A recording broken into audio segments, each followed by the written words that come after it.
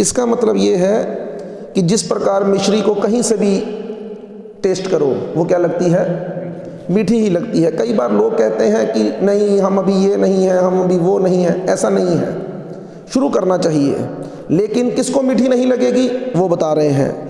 यद्यपि अविद्या रूपी पीलिया रोग से ग्रस्त रोगी की जीभ किसी भी मीठी वस्तु का स्वाद नहीं ले सकती, लेकिन ये आश्चर्य की बात है कि इन मधुर नामों का नित्य सावधानी पूर्वक कीर्तन करने से उसकी जीभ में प्राकृतिक स्वाद जागृत हो उठता है और उसका रोग धीरे धीरे समूल नष्ट हो जाता है। तो ठीक है, अनुवाद ही पढ़ते हैं आज, तात्पर्य को कल शुरू कर लेंगे। मैं उम्मीद करता हूँ आप सब लोगों ने ध्यान से सुना होगा, नहीं सुना तो एक बार दोबारा सुन लीजिए।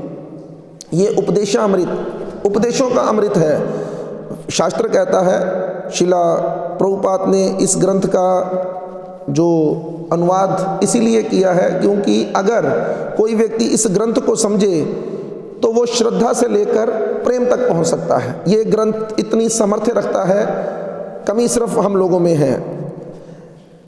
एक एक करके बताया गया श्लोकों के अंदर, 6 तक हम कर चुके हैं, अब 7वें में बताया गया है कि ये नाम हम पर असर क्यों नहीं कर रहा। अगर इस नाम में इतनी शक्ति है तो हम पर असर क्यों नहीं कर रहा।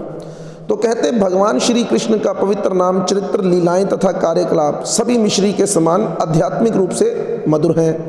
यद्यपि अविद्या रूपी पीलिया रोग से ग्रस्त रोगी की जीभ किसी भी मीठी वस्तु का स्वाद नहीं ले सकती, लेकिन ये आश्चर्य की बात है कि इन मधुर नामों का नित्य सावधानी पूर्वक कीर्तन करने से उसकी जीभ में प्राकृतिक स्वाद जागृत हो उठता है और उसका रोग धीरे धीरे समूल नष्ट हो जाता है। मुझे नहीं पता कि आप लोगों को कभी इसका प्रैक्टिकल अनुभव है कि नहीं है। मुझे बचपन में एक बार हुआ था, बहुत बुखार हो गया, 1990 की बात है, बहुत बुखार हो गया, वॉमिटिंग वगैरह, तो दवाई दी। तो उसके बाद मुझे कोई भी चीज़ खिलाई जाती थी तो गले में कड़वा लगता था, तो बड़ी हैरानी की बात थी। लेकिन कुछ दिनों के बाद ठीक हो गया। तब तो नहीं समझ लगी क्या हुआ था, लेकिन जब हम इस्कॉन में जुड़े और ये उदाहरण सुनी तब पता चला कि असल में क्या होता है। जब किसी को पीलिया, जॉन्डस हो जाता है तो उसको मीठी चीज़ भी कड़वी लगती है। उसी प्रकार ये तो हम प्रैक्टिकली देखते हैं, जब हम निकलते हैं मान लो लोगों के पास, अपने रिश्तेदारों के पास, यार नाम ले लो, नाम ले लो, नहीं लेते, एक माला करते हैं फिर छोड़ देते हैं। तो उसका कारण यही है, उनसे गुस्सा करने की जरूरत नहीं है, वो बीमार हैं, वो बीमार हैं और उनको ठीक करना हमारा कर्तव्य बनता है। और ठीक करने का तरीका यही है कि उनको बार बार इस नाम को सुनाया जाए, उनके मुख से बुलवाया जाए, गुस्सा नहीं।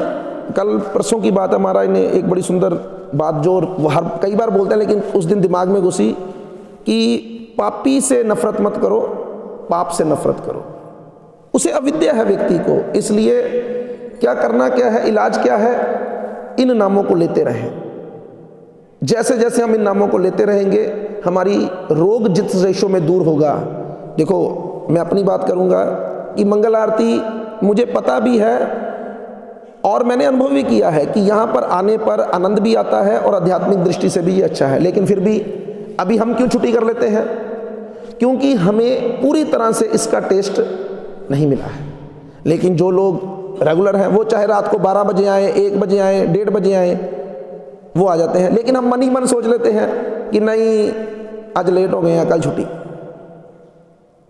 इसलिए इलाज बताया गया, तीनों चीजें इस श्लोक के अंदर हैं। पहला नाम की शक्ति, दूसरा किस कारण से वो शक्ति हम पर असर नहीं कर रही, और तीसरा कि वो शक्ति कैसे असर करेगी। कुछ और लेना है नहीं। कई बार लोग आके महाराज से प्रश्न करते हैं या जो भी कथाकार होता है, प्रभु जी कुछ ऐसा तरीका बताओ हमारी भी रुचि हो जाए। परसों इंद्रनील प्रभु से किसी ने पूछा कि आपने हमारे घर कीर्तन किया था, हमें भी बताइए हम कैसे भक्ति में लगे। तो प्रभु जी ने कहा माला करते हो? तो कहती हाँ करती हूँ। आपने जब कीर्तन किया था तो आपने माला दी थी। अच्छा कितनी माला करती है? कहती है आपने तो 16 बोला था लेकिन मैं 1-2 ही करती हूँ। तो प्रभु जी ने कहा कि 16 करो। लेकिन हर व्यक्ति क्या चाहता है, कोई आसान तरीका। लेकिन रूप गोस्वामी प्रभुपाद बता रहे हैं कि नहीं, तरीका यही है कि इन नामों को लेते रहें। इन नामों को लेते शब्द क्या है, अगर ध्यान से हम समझे तो शब्द है लेकिन ये आश्चर्य की बात है कि इन मधुर नामों का नित्य सावधानी पूर्वक कीर्तन करने से, कैसे? कल एक बहुत सुंदर कोई गोवर्धन में रिट्रीट चल रही होगी नाम के ऊपर, हिज होलीनेस सच्चिदानंद महाराज, तो उन्होंने बताया एक डायग्राम के माध्यम से, एक नलका लगा है, नलके में पानी है और नीचे पाइप से आगे आ रहा है नलके में पानी, तो टैंकी से मान लो पानी आ रहा है, वो टैंकी के पानी को बताया गया कि हम जो जप कर रहे हैं, लेकिन वो जप जो हमने किया वो रास्ते में आते आते जहाँ पे जोड़ आया वहाँ पे खुला है, तो वो क्या है? वो है हमारी इधर उधर की बातें। फिर आगे आया तो पाइप में एक और छेद है, वो है हमारा मोबाइल देखना। आगे आया तो वो है कि रास्ते में ही सो जाना कई बार, और आते आते उस नलके से क्या निकला?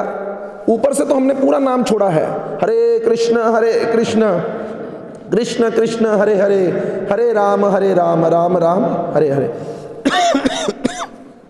लेकिन नलके से कितना निकला? एक बूंद।